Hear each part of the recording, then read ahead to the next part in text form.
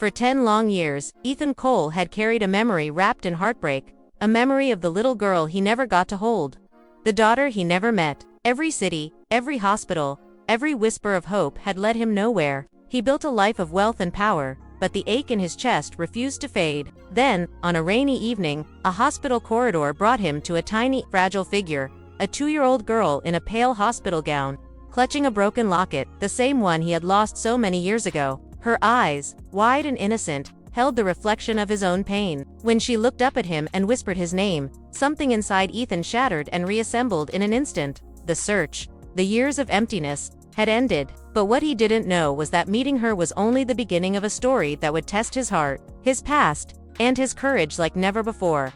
The rain had been falling in soft, relentless sheets all evening, turning the streets into mirrors of neon lights and blurred reflections. Ethan Cole stood under the awning of a quiet hospital, the cold droplets running down his dark overcoat, soaking the shoulders of the finely tailored fabric. 10 years of searching, of unanswered questions, of nights spent staring at photographs he had never fully understood. His life was everything on the outside, CEO of one of the largest tech empires, a man whose name commanded respect in every boardroom, whose deals moved markets. But none of that mattered tonight. None of it could fill the hollow ache in his chest that had begun the day he lost her. The day he lost her in a way he had never truly accepted. He had been young, reckless, and full of dreams that didn't include her, or at least, that's what he had told himself. The accident had been sudden, violent, a blur of twisted metal and sirens. And when the smoke cleared, the world told him she was gone, but Ethan had refused to believe it. Somewhere in the chaos of that night, he had promised himself he would find her. His steps echoed softly against the wet tiles of the hospital entrance as he walked inside, the warmth of fluorescent lights replacing the chill of the rain. He paused for a moment, glancing around the quiet corridor. Hospitals had a peculiar kind of silence, one that demanded attention, that forced even the busiest mind to slow. And tonight, his mind was anything but busy with work. Tonight, all he could think about was her. He had received the tip earlier in the day, a child admitted to the ICU with a rare blood disorder, a tiny patient whose parents were unknown. The file had mentioned a locket, broken, held tightly in the small hands of the child. That detail had been enough to make his pulse spike, enough to pull him away from meetings, away from deadlines, away from a life that had grown cold with years of unanswered grief.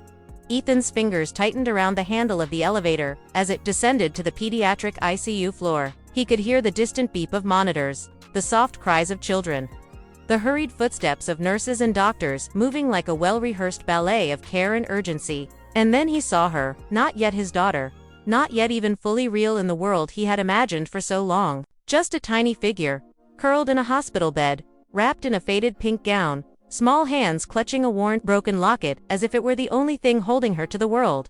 For a moment, he couldn't breathe. Time slowed, and every year of searching, every night of sleepless wondering, came crashing down at once. Her hair was soft, wisps of chestnut falling across her small forehead. Her eyes, wide and luminous, despite the fatigue and the sickness that had brought her here, reflected the faintest spark of recognition. Or was it curiosity? She didn't yet know him. She didn't yet understand the man who had been chasing her memory for a decade. But he knew in the depths of his heart that this was her. This little girl was the missing piece of a puzzle that had haunted him for years.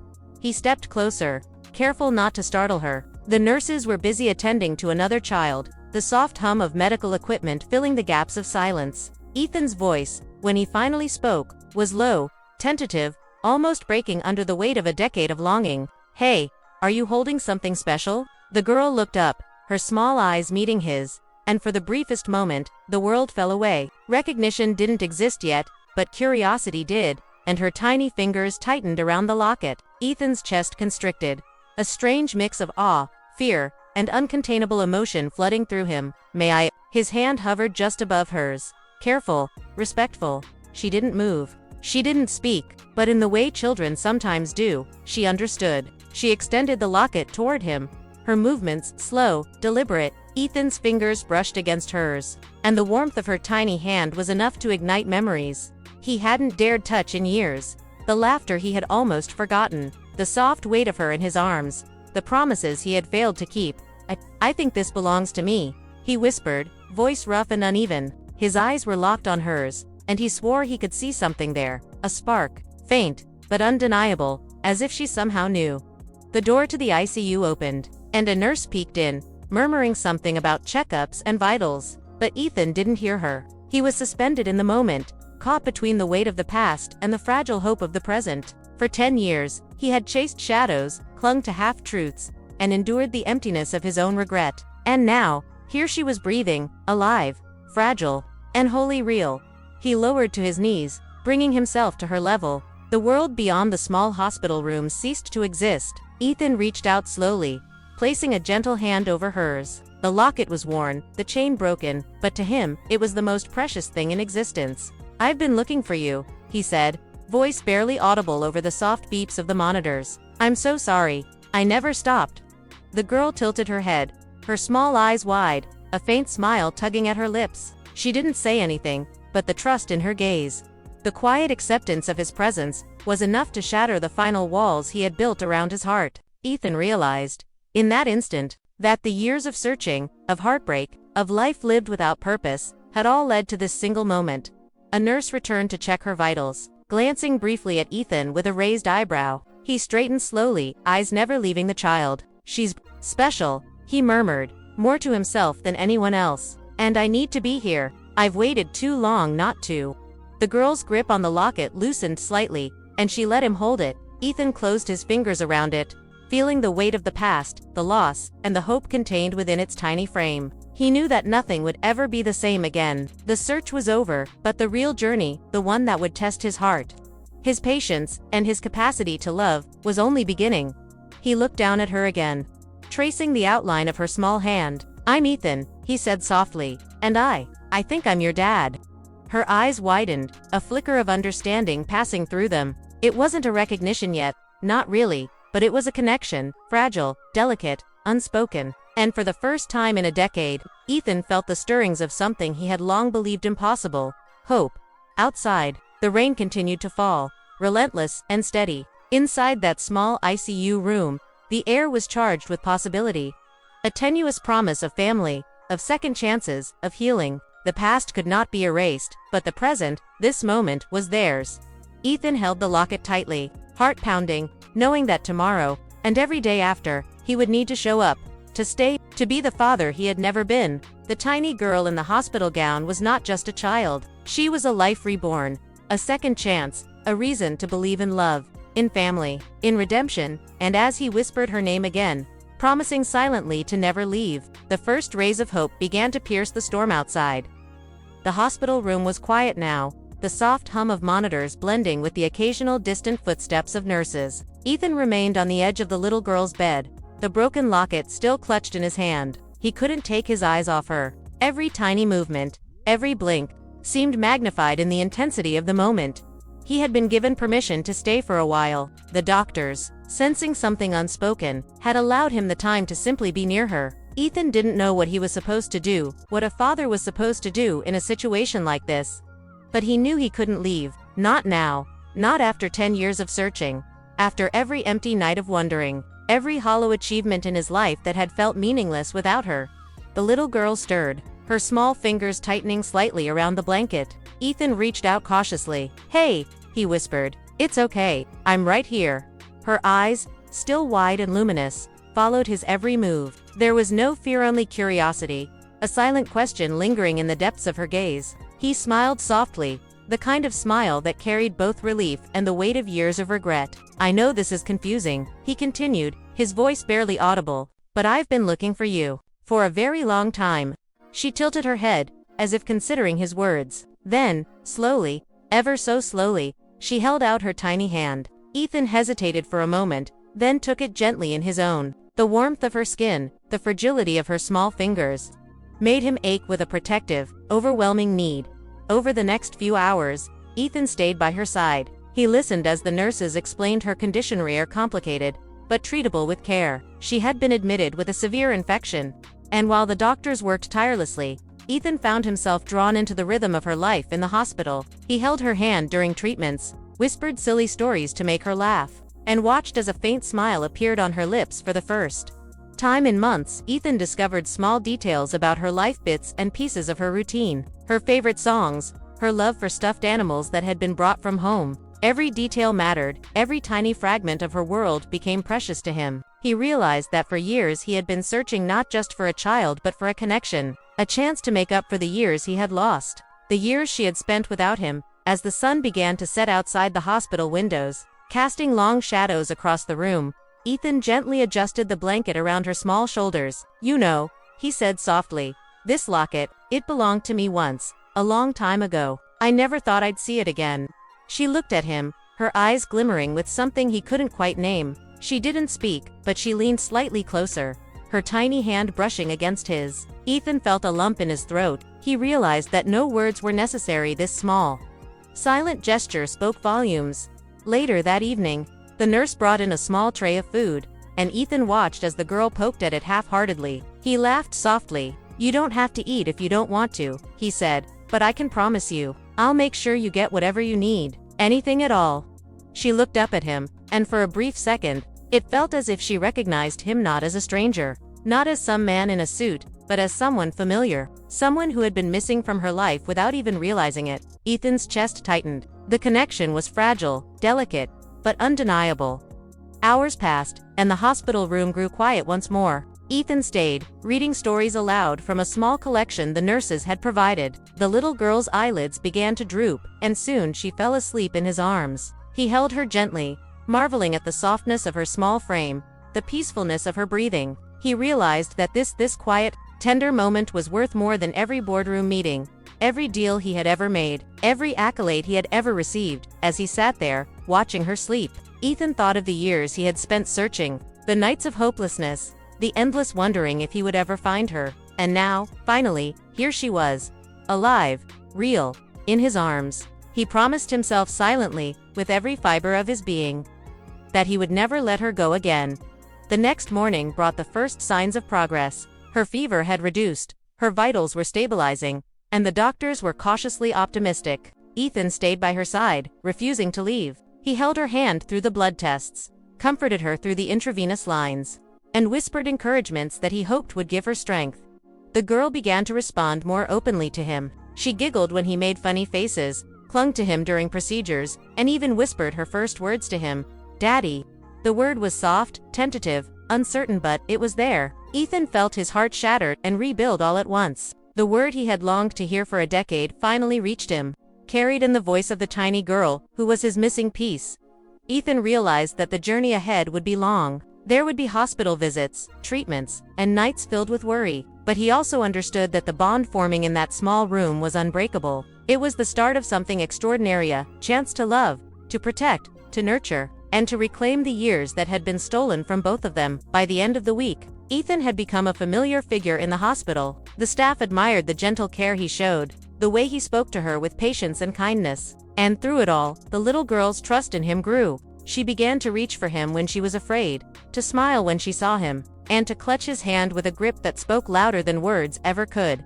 And as Ethan walked the quiet corridors of the hospital late at night, he realized something profound. He hadn't just found a child. He had found a purpose, a reason to live beyond the confines of his empire. He had found a second chance at love, a chance to rewrite the story that had begun with loss and ended with hope.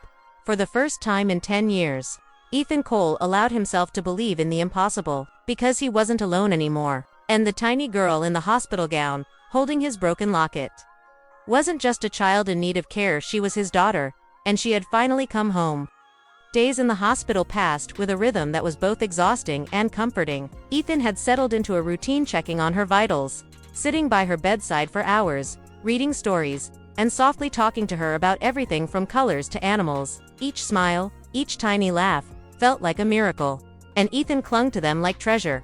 But outside the hospital room, life was far from simple. The media had caught wind of a mystery reunion between a wealthy businessman and a little girl, causing whispers, speculation, and even judgment. Some questioned his intentions, others were skeptical of the sudden bond he seemed to share with the child. Ethan ignored the gossip, focusing solely on her. But it wasn't easy. One afternoon, the girl's condition suddenly worsened. Her fever spiked unexpectedly, alarms on the monitors blaring sharply, piercing the otherwise calm environment. Nurses rushed in, doctors conferred urgently, and Ethan's heart nearly stopped. He grabbed her tiny hand, holding it firmly. "I'm right here," he whispered repeatedly. though panic gnawed at him from within. The hospital staff worked efficiently, but Ethan couldn't tear his eyes away from her. He watched the IV lines, the oxygen mask, the monitors flashing numbers. He felt helpless, frustrated, and more protective than ever. Minutes stretched like hours, until finally the crisis subsided. The little girl's breathing steadied, her pulse returned to normal, and Ethan let out a shaky sigh of relief. That night, as he sat beside her bed, brushing her hair back from her forehead, Ethan realized how fragile life could be. Every moment with her was precious, every smile fleeting. He resolved silently that he would never let her feel alone again. She was more than a lost piece of his past. She was the future he had been denied for so long. Yet, the challenges were far from over. Her medical condition required specialized care, therapy, and constant monitoring. The hospital staff laid out treatment plans, consultations, and follow-ups, and Ethan absorbed every detail with determination. He would spare no effort, no resource, to ensure her recovery. Amid the medical urgency, small victories emerged. She began to recognize him more consistently, reaching for him when he entered the room, holding his hand during checkups, and even laughing at his clumsy attempts to make animal sounds. Ethan reveled in these moments, understanding that trust and love were slowly taking root. But the world outside the hospital walls still demanded answers. Journalists, distant relatives, and even strangers sought to know who he was and why a girl in a hospital gown clung so tightly to him. Each inquiry forced Ethan to defend his bond, to protect her privacy, and to ensure that the child's world remained safe from prying eyes. One afternoon, as he wheeled her to the physical therapy room, a soft knock came at the door. A woman, presumably from her extended family, appeared uncertainly, her eyes flickering between curiosity and suspicion. Ethan greeted her cautiously. "I'm Ethan Cole. I've been caring for her since she was admitted," he said firmly, his voice steady yet gentle. "She's safe, and she's responding well to treatment." The woman hesitated, then nodded slowly. I just want to see that she's okay," she murmured. Ethan allowed her a brief glance, then subtly positioned himself between her and the child, ensuring the girl remained calm and comfortable. He realized that while he had found her, he still had to navigate the complicated world around them. Protecting her wasn't just about her health, it was about her life, her peace, and her trust. Throughout this period, the little girl's personality began to shine more vividly. She had preferences, dislikes, and even a stubborn streak that made Ethan laugh. She would insist on wearing her favorite pink blanket during therapy, demand specific bedtime stories, and occasionally pout if she didn't get her way. Every small quirk made Ethan's love grow exponentially. She was no longer just a fragile patient, she was a little person with a distinct presence, a soul that had endured hardship and yet radiated warmth. Evenings were the hardest. As the hospital corridors quieted and the reality of their separation from the outside world hit, Ethan often sat in the dim light of her room, holding her hand, whispering tales of hope, and promising her a life filled with love and security. The locket she held became a symbol of their bond, an emblem of the connection that no one could break. A pivotal moment came when the girl took a tentative step toward him without assistance. Her tiny legs wobbled, but she maintained her balance, smiling with triumphant joy. Ethan's eyes filled with tears as he caught her in his arms. "You're amazing," he whispered, kissing her forehead. "Absolutely amazing." It was during moments like these that Ethan realized something profound. This child had not only given him purpose, but she had also transformed him. The man who once chased deals and profits now understood the true meaning of care, patience, and unconditional love. His world had shifted from the cold precision of business to the warm unpredictability of human connection. Days turned into weeks, and her condition steadily improved. Therapies progressed, infections cleared, and laughter filled the one silent hospital room. Nurses commented on the remarkable progress, noting that love, attention, and emotional support were as crucial as medicine in her recovery. Ethan couldn't agree more. He had learned that being present, offering reassurance, and showing unwavering commitment could heal more than any prescription. Yet, the future remained uncertain. She still had challenges ahead, medical decisions to make, and moments of fear that would test their bond. But Ethan was undeterred. He had endured 10 years of searching and heartbreak. He could endure anything for her. By the end of part 3, the hospital room was no longer just a place of fear and uncertainty. It had become a sanctuary of love, resilience, and hope. Ethan's life, once defined by loss and longing, now centered around the small, fierce spirit of the little girl who had held his broken locket and, in doing so, mended his heart. The final days in the hospital were a mixture of relief, nervous anticipation, and quiet joy. Ethan had spent countless hours by her side, watching her grow stronger, laugh louder, and gradually reclaim the world that had once seemed so uncertain. Her small hands now grasped his firmly, her eyes lit up with recognition, and each word she spoke was a bridge connecting their fractured past to an emerging future. Doctors and nurses praised her progress, but it was Ethan who understood the depth of the transformation. The little girl had endured more than anyone could imagine separated from her mother. Confused by the sterile, intimidating hospital environment, and grappling with the shadows of her past, yet through it all, she had displayed resilience, courage, and an unspoken wisdom that touched Ethan deeply. One morning, as sunlight streamed through the hospital windows, Ethan watched her toddle across the room unassisted, giggling and clutching her favorite stuffed animal. A sense of completeness washed over him. The broken locket, once a symbol of loss and longing, now rested safely around her neck, a tangible reminder of their journey together. Outside the hospital, life awaited with its inevitable challenges. The media frenzy surrounding their story had quieted, thanks to Ethan's careful handling and protective measures. Relatives who once doubted him now approached with tentative curiosity, and friends offered support, acknowledging the extraordinary bond he shared with the little girl. But despite the external attention, Ethan's focus remained unwaveringly on her. She was no longer just a child needing protection. She was family, heart, and home. The moment of discharge arrived. Ethan cradled her in his arms, the sterile scent of the hospital replaced by the fresh promise of the outside world. Her tiny arms wrapped around his neck, and he felt a weight lift from his soul. The corridors that had once echoed with fear and uncertainty now echoed with triumph, hope, and love. Once home, Ethan transformed his life to accommodate their new reality. A nursery, bright and cheerful, awaited her. Toys, books, and soft blankets surrounded the room, creating a space that radiated warmth and security. Ethan even personalized a small corner with the locket's motif, a daily reminder of their shared journey and the love that had anchored them both. Days blended into weeks, each filled with laughter, learning, and discovery. Ethan taught her about colors, numbers, and the little wonders of life. Bedtime stories became nightly rituals, filled with whimsical adventures and gentle lessons. Each night, as she drifted to sleep, Ethan whispered promises of safety, love, and forever, a vow that had once seemed impossible but now felt inevitable. Her mother's memory lingered in quiet ways. Photographs, letters, and small mementos were carefully placed around the home, a gentle bridge connecting past and present. Ethan often spoke of her mother softly, sharing stories of kindness, love, and strength, ensuring the little girl knew the woman she had come from. These moments, though tinged with sadness, fostered a deep sense of identity and belonging. But life wasn't without challenges. Health follow-ups, therapy sessions, and emotional adjustments required patience, understanding, and resilience. Ethan embraced every obstacle with unwavering commitment, learning alongside her as they navigated a new chapter together. The bond they had forged in the hospital only deepened, becoming unbreakable through shared laughter, tears, and triumphs. One pivotal evening, as the golden sun dipped below the horizon, the little girl hugged Ethan tightly. "Daddy," she whispered, "thank you for finding me." His heart swelled with emotion, tears brimming in his eyes. In that simple moment, everything years of searching, heartache, and uncertainty found its resolution. He had not only found her, he had found a purpose, a family, and a love that transcended time and pain.